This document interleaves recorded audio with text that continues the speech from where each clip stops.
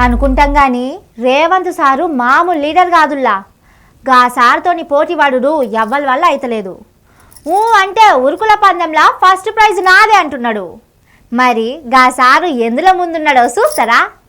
లెక్కలతో సహా పట్టుకొచ్చిన చూడుర్రి.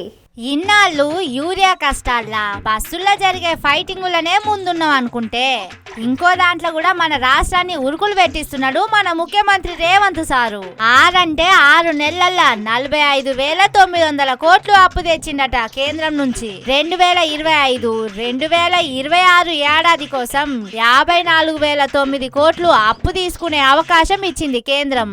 గా లెక్కల అప్పుడే 85% ఖతం పట్టించిండు. ఇక తతిమ్మ 15% కూడా జల్దీనే పూర్తి చేసి నిండా 100% అప్పు తీసుకొని రికార్డు కొడతానికి ముందుకు పోతున్నది మన రాష్ట్రం.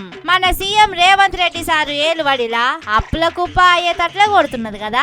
ఓ రేవంత్ సారు, ఎవలనెత్తిన ఎన్నెన్ని లక్షల అప్పు పెడుతున్నావో చూసుకోర్రి జరా. ఇప్పటికే ఉన్నప్పులు కట్టలేక సస్తున్నారు జనాలు. నువ్విన్ని మోపు చేస్తే ఆగమే అయితది రాష్ట్రం. ఇప్పుడే ఇట్లున్నవంటే మిగిలిన 3 ఏళ్ల ముచ్చటేందో చెప్పు.